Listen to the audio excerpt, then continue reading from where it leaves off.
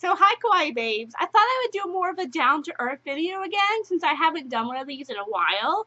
And also I'm wearing my shirt that says love yourself, okay. You can actually purchase, I designed this artwork.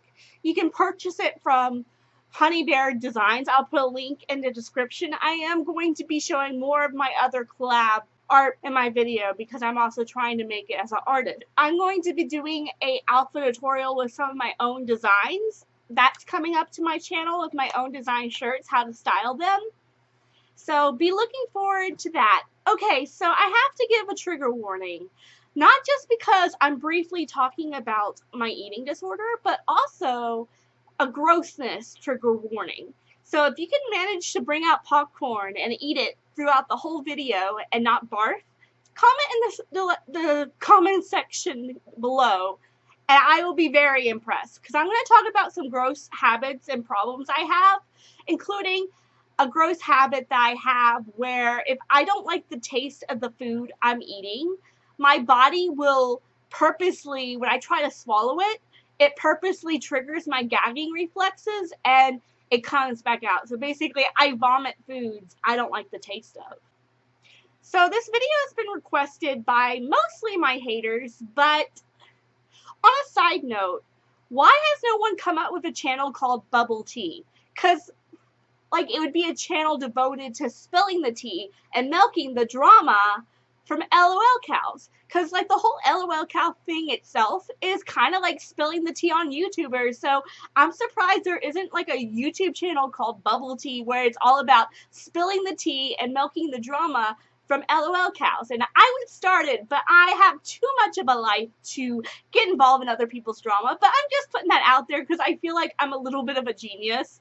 Bubble Tea, like, why? There is a channel called Bubble Tea, but it's not drama related. And I'm like, I bet $100 in a bit, Bubble Tea will exist.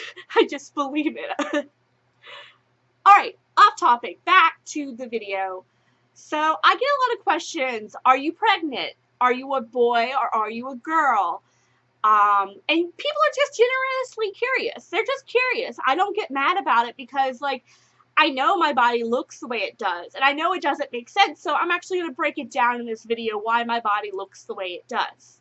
My arms and my legs are super skinny, and I've gotten a lot of compliments for my legs. Like, even my haters like my legs. That's how my legs are toned and they're curvy, but they're also like really muscly. And the reason why is because I kind of exercise on a daily basis. I like to walk back and forth. I've been doing pacing since before I started elementary school. It's just something I've always done. And because of this, I also did cross country and track in high school. So my legs have always been toned. I go for walks. I have a lot of energy as a person. Like, you'll probably get that once if you ever meet me. I have a lot of energy. And I come off too strong sometimes, which I try to pull it back because I know what it's like to have social anxiety. And I apologize to all the other people I've kind of pushed away because of that. But here's the thing. I have a lot of energy. So sitting down all day is boring for me.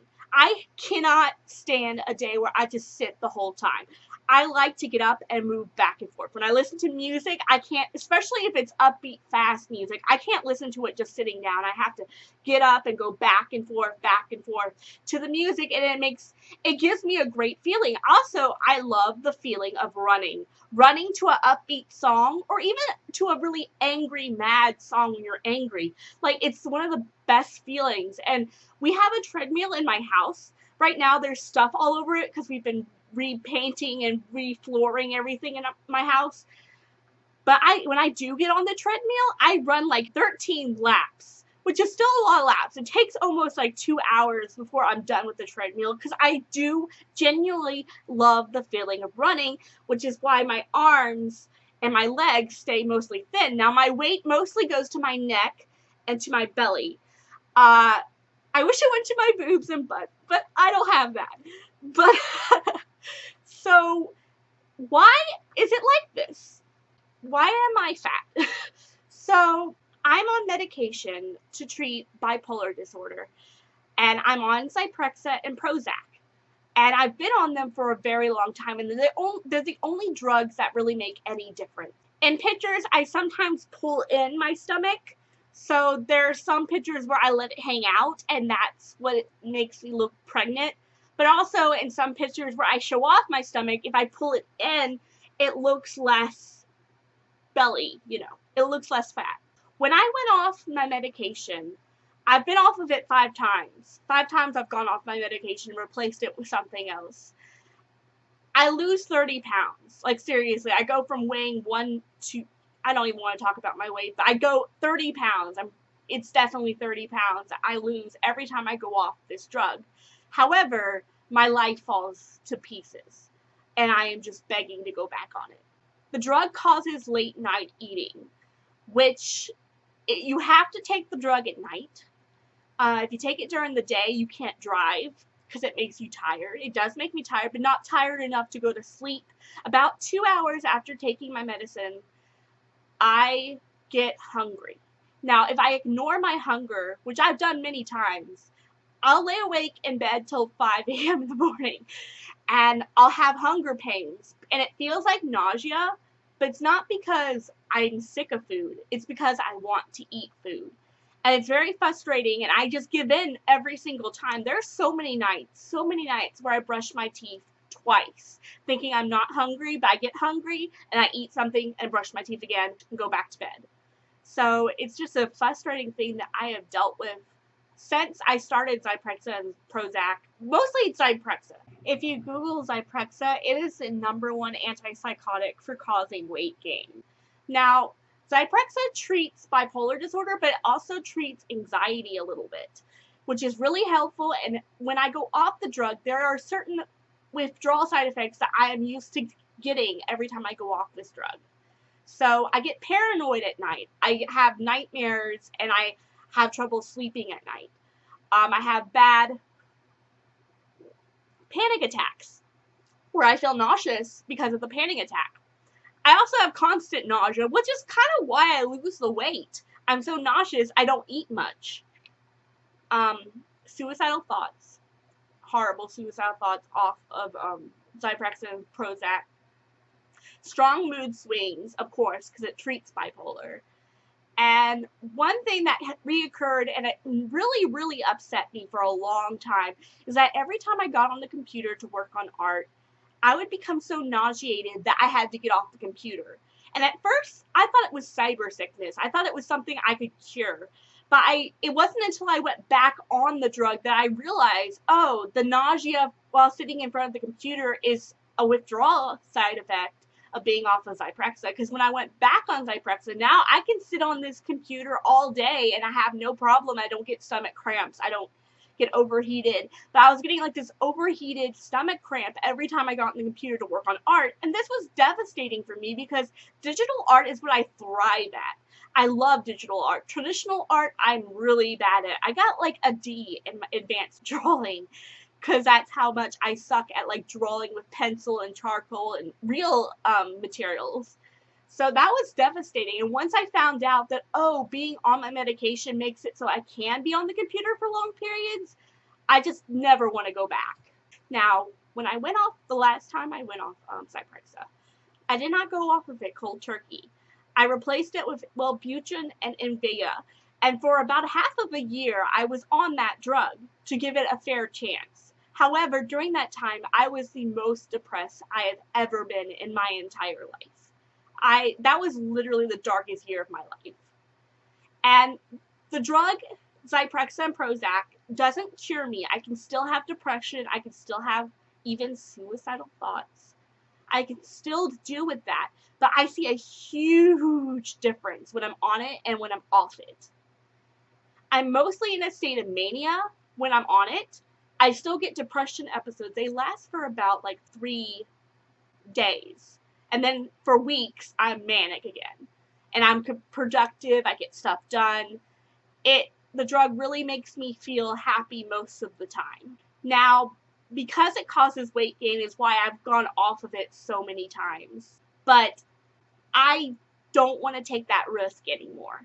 Because a lot of people are going to say that I need to change my medicine because of the weight gain it's causing. But the last time I went off this drug, I went through this hell week where I couldn't sleep and I couldn't eat. And no matter how much I wanted to do those two things, I could not do those two things. I was constantly nauseous and not throwing up things that I was trying to eat.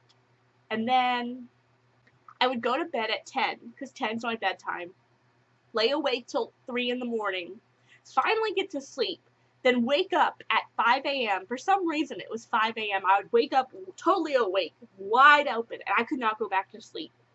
And I was so sick that week that I wanted to take my life. But I didn't. I listened to this song, Cold Skins by Seven Lions, like constantly to get me through it. But my body was wearing thin. My fears were telling me I would never win. And I kept having the reoccurring thought that this is never going to get better. And that's when my anxiety would get so bad that I would get so nauseous that I would lay down, because that's what you think to do when you're nauseous, is to lay down. But laying it down was making it worser. I was getting, like, I felt like I was drowning in my bed every night when I tried to lay down and tried to get over the nausea. But this was all the side effects of being off of Zyprexa. So yes, Zyprexa makes me fat, but it's better to be fat than suicidal. Now, if I really had to change my medication, I would have to be hospitalized the whole time of trying a new drug. This would be years in the hospital. Last time I went to the hospital, I almost got a stomach ulcer because I was vomiting out all the food I was eating there. And it wasn't because of my drug. I thought that at first, that it was anxiety, but I know for a fact that when I got out of the hospital, I had Taco Bell, I had McDonald's, I had a Lunchable, and I kept that down with ease. But at the hospital, every food I ate, just a few minutes after eating that food, I would feel nauseous to my stomach. I would go lay down to feel better, and then they got so nauseous so bad that I had to vomit. And I almost got a stomach ulcer, and if I was hospitalized, now chances are maybe the hospital won't have bad water what they cook the food with. But still, it was a nightmare. It was a nightmare. And I think I'm happier like this than going off my medication. Now, I have this problem where I can't swallow foods that I don't like the taste of. For example, I was eating broccoli one time, and the broccoli was covered in yum yum sauce. Yum yum sauce is really good, but this time, eating that broccoli, it was a huge piece of broccoli, and I was chewing it and chewing it and chewing it.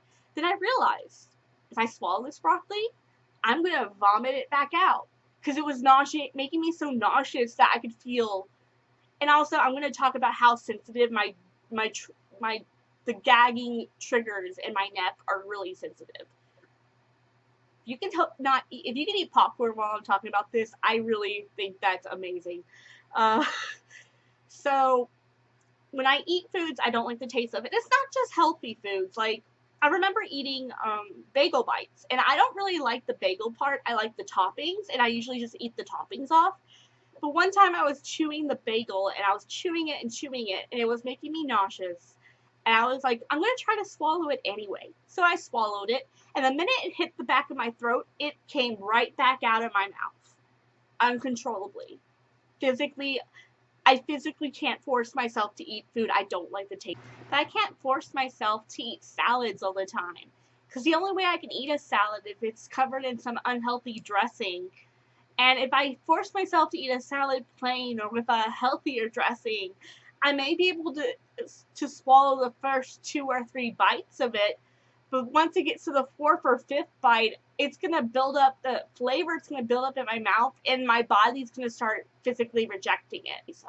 Now, there's foods that are healthy that I do like the taste of, like red pepper hummus, carrots, green beans, fruit has always been my favorite. I want to try more Japanese foods, like sushi and rice balls and all sorts. I've had a rice ball before, and they're amazing. I want to try more healthier foods as I grow up, and I also want to get really into exercising to try to combat what this drug does to me.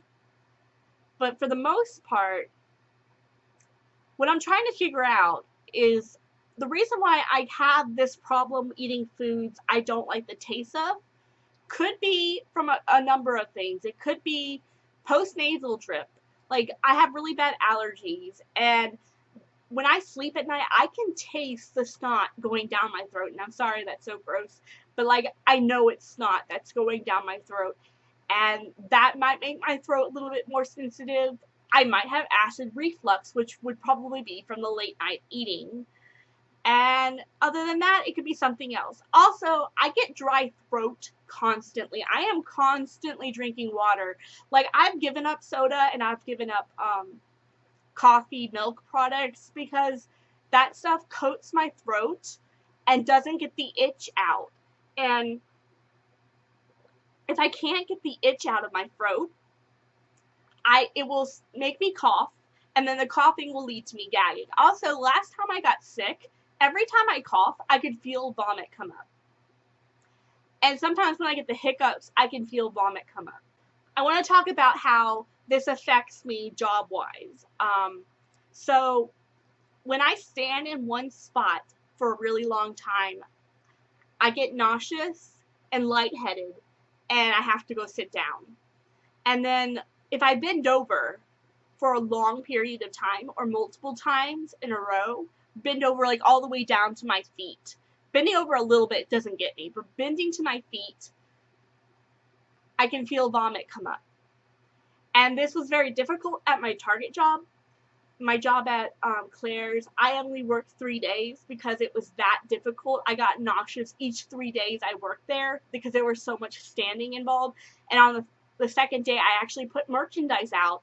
And after I put merchandise out, I was bending over so much, I had to go on a break because I felt so nauseous. Luckily, I have a job where I can sit down right now. But I got this comment a while back, and I almost thought this person knew what they were saying, but then I thought about it and I realized they don't know what they're saying. And they're like, standing too long makes you nauseous? Honey, being overweight isn't a disability.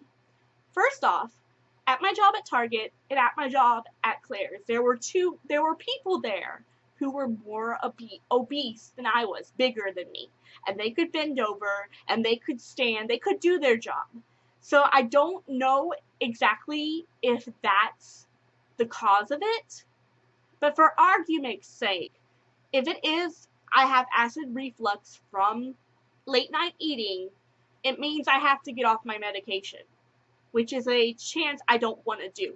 But also, over the years, my throat has gotten really sensitive, and every doctor I've told them about this has been like, it's your medication, it's your medication.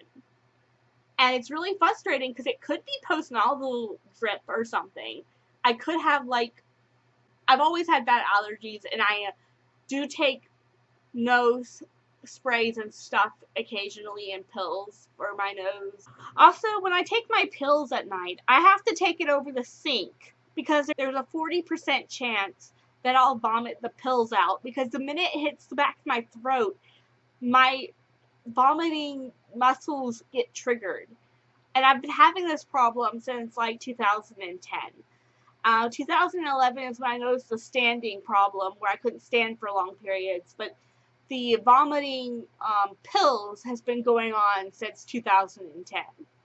If you have any idea what this could be besides post-nasal drip or acid reflux, please comment in those comments below, because if there's something else that I can treat, I definitely want to try that. But overall, I feel like you shouldn't judge somebody for something like their weight. You shouldn't. And there was this video I watched, and I was hesitant to watch it because she put a trigger warning at the beginning.